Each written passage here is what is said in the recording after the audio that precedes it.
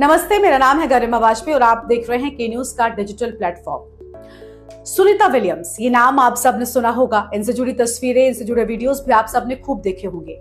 अभी हाल ही में इनसे जुड़े कुछ वीडियो सोशल मीडिया पर खूब वायरल हुए थे जब वो अंतरिक्ष के लिए जा रही थी। उस दौरान विमान से बाहर आने की तस्वीरें खूब सामने आई और इन तस्वीरों को लोगों ने खूब पसंद किया था। लेकिन अब एक बार फिर से सुनीता विलियम्स का नाम चर्चा में आ गया है और वजह बहुत अलग है। जी हाँ, सुनीता विलियम्स जो कि भारतीय मूल की एक एस्ट्रोनॉट है, नासा के लिए काम करती है, अमेरिका की अंतरिक्ष एजेंसी है और ये 5 जून को पहुंची थी अंतरिक्ष में एक स्पेशल मिशन के लिए। लेकिन ये अंतरिक्ष में ही फंस गई है। ये अंतरिक्ष से अब तक वापस नहीं आ सकी है क्योंकि जिस विमान से ये अंतरिक्ष में गई थी उस विमान में कई सारी तकनीकी खामियां आ गई हैं।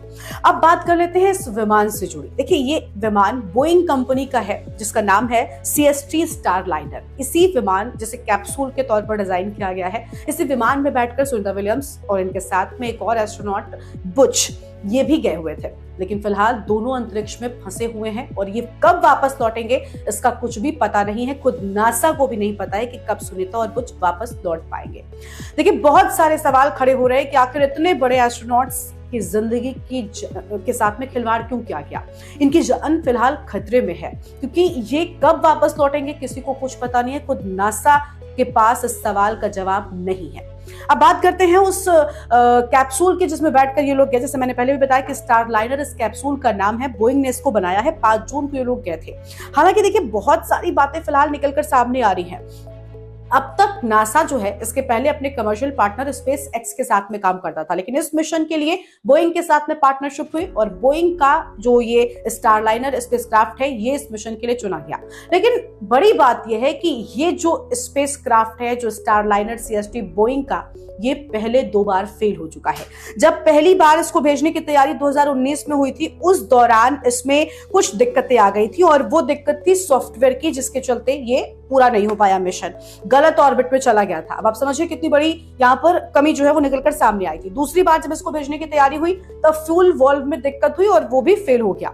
और 2 बार फेल होने के बाद भी तीसरी बार इसी कैप्सूल में बिठाकर सुनीता विलियम्स और बुच को भेजा गया। जो 2 एस्ट्रोनॉट्स हैं वो फिलहाल इसी कैप्सूल से गए थे, लेकिन इस कैप्सूल में जो दिक्कत आई है वो भी आपको बताते हैं। दिक्कत यह है कि इसमें कुछ थ्रस्टर्स की प्रॉब्लम हुई है। 5 थ्रस्टर्स की प्रॉब्लम होने की बात सामने आई। इसके साथ ही साथ इस कैप्सूल में हीलियम गैस लीक हो गई। अब इस हीलियम गैस का रोल यहाँ पर बहुत अहम हो जाता है। देखिए, ये गैस ही है जो इसे गति देती है इस कैप्सूल को। अब सोचिए, सुनीता विलियम्स गई थी इस कैप्सूल में बैठकर, इसी कैप्सूल से वापस आना है, लेकिन इस कैप्सूल में अगर स्पीड नहीं होगी, गति नहीं होगी और खास तौर पर जब गैस लीक हो गई तो इसकी गति खत्म हो गई और दूसरा, इसकी गति खत्म होने के बाद इस कैप्सूल का जो ऑपरेशन सिस्टम है, पूरी तरीके से जो इसको ऑपरेट कर सकते हैं, वो खो दिया है सुनीता विलियम्स ने और बुश ने। यानी वो इसे अपने मुताबिक नहीं चला सकते। अब आप समझिए, अब अगर ये इसी कैप्सूल में बैठकर दोनों एस्ट्रोनॉट वापस आते हैं तो ये कैप्सूल किस ऑर्बिट में जाएगा,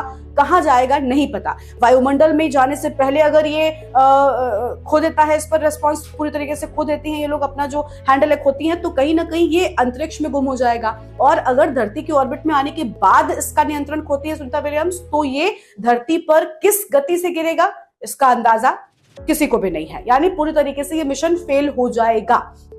तो ये बड़ी बात है कि आखिर एक ऐसे स्पेसक्राफ्ट में बिठाकर एक बड़े एस्ट्रोनॉट को क्यों भेजा गया, क्यों इन 2 एस्ट्रोनॉट्स की जान के साथ में खिलवाड़ किया गया।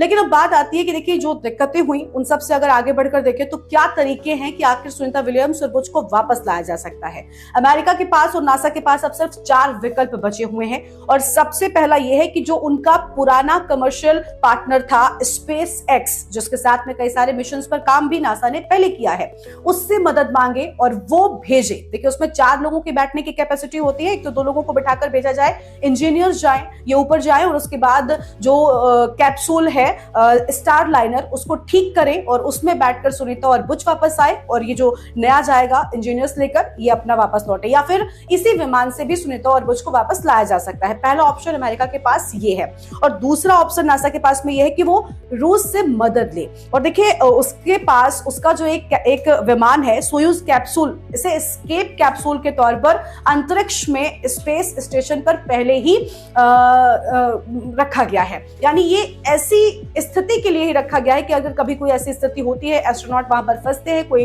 इमरजेंसी सिचुएशन कह लेते हैं अगर आती है, तो इस विमान में बैठकर एस्ट्रोनॉट को वापस धरती पर लाया जा सकता है। यानी रूस अमेरिका की मदद कर सकता है और सुनीता को वापस लाने में कारगर साबित हो सकता है। और तीसरा ऑप्शन देखिए यह है कि सारे गिले शिकवे दूर कर अमेरिका को चीन से मदद मांगनी चाहिए, और ये मदद इस तरीके से हो सकती है कि चीन का भी शेनजाओ जो विमान है वो वहां पर पार्क्ड है और उससे भी आ सकते हैं, या फिर चीन अपना स्पेसक्राफ्ट भेजे और उससे वापस लाया जा सके सुनीता और बुश को। ये तीसरा ऑप्शन है। जबकि चौथा ऑप्शन ये है कि यूरोपियन स्पेस एजेंसी से मदद मांगे अमेरिका। लेकिन बात यह कि देखिए अभी यूक्रेन और रूस का युद्ध हुआ, इसके बाद से यूरोपियन देशों की हालत ठीक नहीं है, उनका पूरा ध्यान फिलहाल वहां पर लगा हुआ है, तो इसलिए ज्यादा मदद की उम्मीद यहां से भी नजर नहीं आती है। तो कुल मिलाकर ये 4 ऑप्शन है जिनकी मदद फिलहाल अमेरिका को लेनी होगी, और उसके बाद ही सुनीता विलियम्स और बुच को वापस धरती पर लाने में कहीं ना कहीं ऑपरेशन पूरा हो सकेगा। फिलहाल कई सारे देखिए सवाल खड़े हो रहे हैं कि एक ऐसा स्पेसक्राफ्ट जो पहले ही 2 बार फेल हो चुका है, जिसने एक भी बार सफल पूरी तरीके से पूरा काम नहीं किया है, पूरा ऑपरेशन में वो सफल नहीं रहा है, आखिर उस विमान में बैठाकर 2 एस्ट्रोनॉट्स को क्यों भेजा गया? क्या टेस्टिंग इतनी जरूरी थी? क्या एस्ट्रोनॉट्स की जान से ज्यादा जरूरी कोई मिशन था? ये बड़ी बात है, क्योंकि पहले ही मैंने बताया ना कि 2 बार इस स्पेसक्राफ्ट में दिक्कतें आई और बावजूद इसके उसी स्पेसक्राफ्ट का इस्तेमाल इस मिशन के लिए किया गया, जिसके बाद कई सारे सवाल नासा पर उठ रहे हैं। और सबसे बड़ी बात यह कि देखिए फ्यूल की भी एक सीमा होती है। 45 दिनों के फ्यूल के साथ में जो स्टार लाइनर था वो गया था, और यहाँ पर इन लोगों को 5 जून को ये गए थे, 13 जून तक वापस आना था। अभी फिलहाल देखिए कितना वक्त हो चुका है, अब तक नहीं लौटे, 20 दिन लगभग होने को, यानी फ्यूल भी धीरे धीरे कर खत्म होता जाएगा। ऐसे में समय रहते नासा ने अगर जरूरी कदम नहीं उठाए तो कहीं ना कहीं बड़ी जो दुर्घटना है हम कह सकते हैं वो भी हो सकती है। हालांकि यही उम्मीद लगाई जा रही है कि नासा वक्त रहते मदद लेगा या फिर अपनी जो चीजें हैं अपने एयरक्राफ्ट को ठीक करने की वो कर पाएगा, और यही उम्मीद है कि एयरक्राफ्ट ठीक हो जाएगा।